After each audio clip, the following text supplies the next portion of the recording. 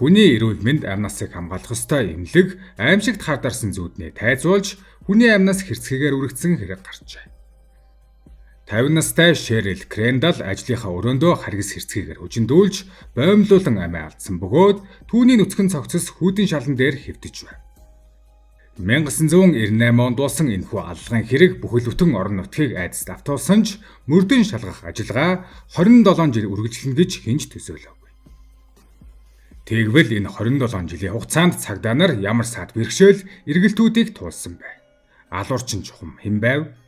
1998 оны 1-р сарын 13-нд Мэриленд мужийн Чевли хотод байрлах Принц Жоржийн тойргийн эмнэлгийн төвд нэгэн засвар үйлчилгээний ажилтан ээлжид үйлчилгээ хийхээр өөрийн ажлын өрөөндөө оржээ.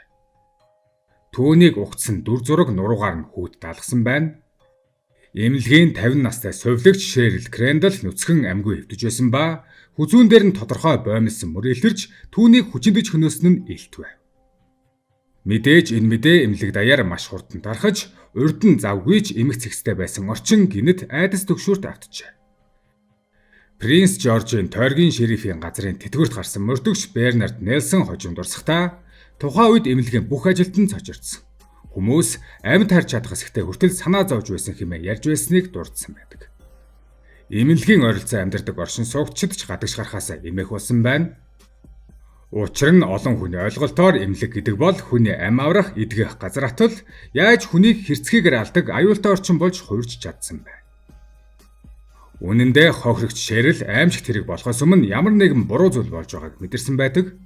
Тэрээр эмнэлэгт гарч байсан хулгайн хэрэгүүдийн талаар хамгаалтын албанд удаа дараа гомдол мэдүүлж байсан ч асуудал шийдэгдээгүй хэвээр байж. Мөрдөгч Нельсны хэлснээр Шерил сүүлчийн гомдолдоо бүр тодорхойгоор эцэст нь хин нэгэн заавал гэмтэх болно хэмээн анхааруулж байж. Харамсалтай нь хин ч үнийг тоосонгүй. Түүний энэ үг өөрийнх нь зөгнөл болон ч нэ төсөөлөөгүй. Хэрэг гарсны дараа Бернард Нельсон уг аллагын мөрдөн байцаалтыг хариуцсан гол мөрдөгч болов. Тэрээр энэ хэрэг нь зөвхөн нэг хүний эмгэнэл бус харин бүхэл бүтэн нийгмийн аюулгүй байдалд өгсөн хүчтэй цохилт гэдгийг маш сайн ойлгож байлаа. Нельсон ширээн дээрээ уг хэргийн үндсэн мэдээллийг хэвлсэн 90 сурвалжлах хуудсуудыг тэтгэврт гарах хүртлээр 20 гаруй жилийн турш хадгалж явсан гэдэг. Гэвч хэргийг илрүүлэх замнал түүний төсөөлснөөс хавьгүй хүнд байсан. Цагдаа нар хэргийн газраас алуурчны ДНХ-гийн дээжийг цуглуулж энэ нь жинхэнэ гэмт этгээдийг илрүүлэх гол түлхэр болно гэж найдсан. Гэвч ДНХ-гийн бүх боломжит мэдээллийн сантай тулгаан шалгахад ямар ч тохирол илрээгүй байна. Өвсөн дундаас зөв хайж буй мэт мөрүүд гинэт тасарч хэрэг 10 жил үргэлжилсэн ч мухардалд орсон байдаг. Нельсон тэтгэврт гарахаас өмнө энэ хэргийг заавал шийдэж Шерлийн гэр бүлд ямар нэгэн хариу өгөхийг хүсэж байна. Гэвч тэтгэврт гарахаас нь 7 сарын өмнө ч ахиц дэвшил гараагүй хэвээр байсан нь түүний амьдралын хамгийн том харамсал болж үлдсэн. Харин эргэлтийн цэг хэдэн жилийн дараа ирлээ. Генийн технологи хөгжихийн хэрээр генетик удмын судлалын технологи хэмээх шинэ арга гэмт хэрэг мөрдөх салбарт бодит үүрэг гүйцэтгэж эхэлсэн байна. Эхэндээ Нельсон хэргийн газраас авсан ДНХ-гийн дээжийг лабораторид илгээж олон нийтэд нээлттэй удмын ДНХ-гийн сангуудаар дамжуулж ямар нэгэн холбоо илрүүлэхийг оролдсон аж. Гэвч шүүх эмнэлгийн шинжээчид түүнд ямар нэг тохирох хүн гарч ирэхгүй удлаа. Үүнээс цааш судлах шаардлагагүй гэж мэдэгдэжээ. Өөр хинч байсан ийм сэжүүрийг аль эрт орхих байсан биз? Харин Нельсон бууж өгсөнгүй. Тэр удаа дараа хүсэлт гаргаснаар лабораторич харьцуултыг зогсоолгүй мөрийг үргэлжлүүлэн шалгасаар байлаа. Цаг хугацаа өнгөрөх тусам улам олон хүн өөрсдийн генийн дээжийг мэдээллийн санд бүртгүүлж эхэлсэн бөгөөд үүнийг дагаад боломжит уялдаа холбоотой өгөгдүүлж нэмэгдсээр байв. Цагдаатай хамтран ажилласан иргэний генетик удам судлалын мэрэгжилтнүүд асар их эдрээтэй генийн мэдээллийг шөнө өдөргүй шинжилж алуурчинтай холбоотой өчүүхэн ч гэсэн уул мөр олохыг хичээж байлаа. 4 жилийн дараа Америк нэгдсэн улсын холбооны мөрдөх товчооны Балтиморын салбар уг хэрэгт нэгдээ орсон юм. FBI-ийн Балтиморын салбарын дарга Жимми Пол хэлэхдээ генийн удам судлалын технологийн зарчим нь үнэндээ тийм ч төвөгтэй биш. Хэргийн газраас илэрсэн үл мэдэгдэх ДНХ-г удам судлалын судалгаа түүхэн баримтуудтай тулган харьцуулж сэжигтийн хүрээг алхамаар нарийсхан эцэст нь тухайн хүний хэн болох талаарх бодит сэжүүр гаргадаг гэв. Мөрдөгчид мэдээллийн сандах генетик хамаарлын өгөгдлийг нэгтэн бай шалгахын зэрэгцээ уламжлалт мөрдөн шалгах аргуудыг ч давхар ашиглаж байв. Үүнд анхны хэргийн гэрчүүдтэй дахин ярилцах, үйл явдлын цаг хугацааны дарааллыг шинээр хянах зэрэг орж байлаа. Ийхүү хоёр чиглэлээр давшилсны үр дүнд сэжигтний дүр төрх аажмаар тодорч эхэлжээ. Нельсон дурсахтаа тухайн үед холбооны мөрдөх товчооны генетик удам судлалын баг түүнд асар их хэмжээний мэдээлэл өгсөн гэдэг. Тэр өгөгдлүүдийг харцуухтаа нэг л агшинд зүүн совнон төрж хэрэг гарсан үед эмнэлгээс өртөө 1 милийн зайд амьдарч байсан Бари Шабас гэхэр уг алхахын хамгийн магадлалтай этгээд байж болох нь гэдэгт итгэжээ. Өөртөө үнийг байнга сануулгын тулд Нельсон Шабасын зургийг зөвхөн ажлын ширээн дээрээ тавиа зогсохгүй машиндааж хадгалж явдаг болсон. Улмаар холбооны мөрдөх товчоо тойргийн цагдаа тусалж Шабасын гэр бүлийн гишүүдийг олж тогтоон лавлгаа болгож ДНХ-гийн дээж амжилттай авсан байна. Ингээд удалгүй нэгэн баярлуулсан атлаа харамсал төрүүлсэн мэдээ иржээ. Харьцуултын үр дүнд Шабасын шууд удмын ДНХ хэргийн газраас цуглуулсан ДНХ-тэй яг тохирсон бөгөөд Шабас 1998 онд Шерил Кендаллыг хөнөөсөн жинхэнэ налуурчин байв. Гэвч хинч төсөөлөөгүй нэгэн бодит байдал ил болсон юм. Бари Шабас 2019 онд 69 настайдаа аль хэдийн нас барсан байлаа. Нельсон энэ мэдээг сонсоод хоосон оргих мэт мэдрэмж төрсөн гэдэг. Тэрээр 20 гаруй жилийн турш мөрдсөн алуурчин нь аль хэдийн хорвоог оргисон бөгөөд шүүхийн танхим зогсож хариуцлага хүлээх боломж түүнд үлдээгүй байлаа. Хожим нь нэг сонирхолтой баримт ил болсон нь Шабас анханасаа ийм нэртэй хүн байгаагүй байж. Түүний жинхэнэ нэр нь Эдвард Бари Уотс байсан бөгөөд яагаад хожим нэрээ сольсныг хэн ч мэдээгүй хэвээр үлдсэн.